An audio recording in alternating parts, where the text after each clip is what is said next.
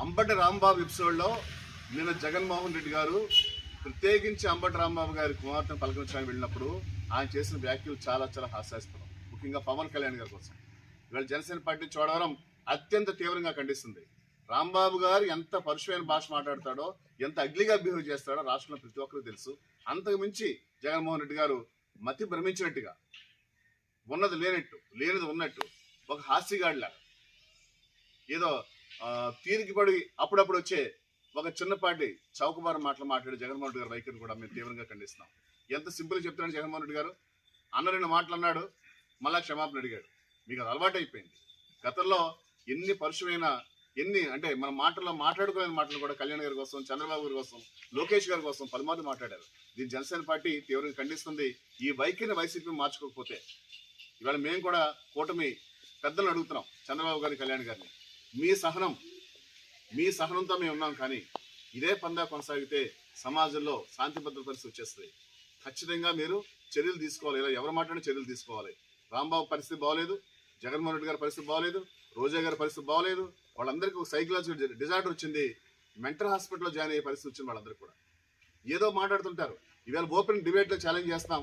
దమ్ముంటే వైసీపీ నాయకులు గ్రామ స్థాయి నుంచి రాష్ట్ర స్థాయి వరకు సిట్ నివేదికని ఒక టేబుల్ మీద పెడదాం, మధ్యలో మీడియాని పెడదాం. ఇటు మేము కూర్చుంటాం, కూటమి జనసేన, బీజేపీ, తెలుగుదేశం, అటు వైసీపీ కూర్చోండి. సిట్ నివేదిక ఏముందో చదివి వినిపిద్దాం ప్రజలకి. జగన్మోహన్ రెడ్డి గారు సిట్ కోసం మాట్లాడకుండా ఏదో రాంబాబుకి అన్యాయం జరిగిపోయింది. ఏం జరిగిపోయింది? రాంబాబుకి కులాసా గెంతుంటాడు, తాగి వాగుతాడో తాకుండా వాగుతాడో ఎవరికి తెలియదు. మధ్యలో కులాలు మాట్లాడుతుంటారు, కూతురు తీసుకొస్తుంటారు. ఏమ్మా మరి మీ నాన్నగారు అంతమంది మహిళల కోసం అంత అన్యాయంగా మాట్లాడినప్పుడు ఒక ఆడపిల్లగా నీకు కూడా ఉండాలి కదా. ఆ అమ్మాయి కూడా మా అమ్మాయి లాంటిదే. ఇటువంటి మీరు కూడా తెలుసుకోండి అమ్మా. మీ నాన్నగారిదే తప్పు, మీ తప్పు నేను అంటలేదు ఎప్పుడు కూడా.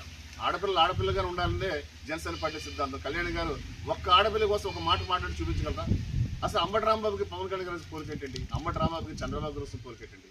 అంబటి రాంబాబు గారు నోటి వెంబడి వచ్చిన ఆ 2-3 మాటల్ని రాంబాబు గారి భార్య, కూతురు కరెక్ట్ అని చెప్తే దాన్ని మేము ఒప్పుకుంటాం. అది ముందు మీరు మాట్లాడండి. జగన్మోహన్ రెడ్డి గారు వచ్చి సిట్ నివేదికని, తిరుపతి లడ్డూలో జరిగిన ఆ కల్తీని సిట్ నిర్ధారిస్తే ఏమీ జరగలేదు, మా క్లీన్ చిట్ ఇచ్చేసింది, మేము ఫ్లెక్సీలు పెట్టుకుంటాం.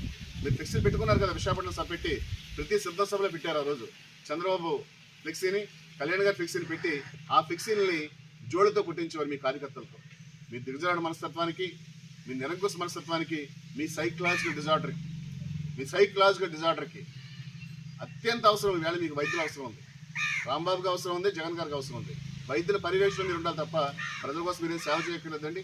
కూటమి ప్రభుత్వం, ముఖ్యంగా నరేంద్ర మోడీ గారి నాయకత్వంలో, గౌరవ చంద్రబాబు నాయకత్వం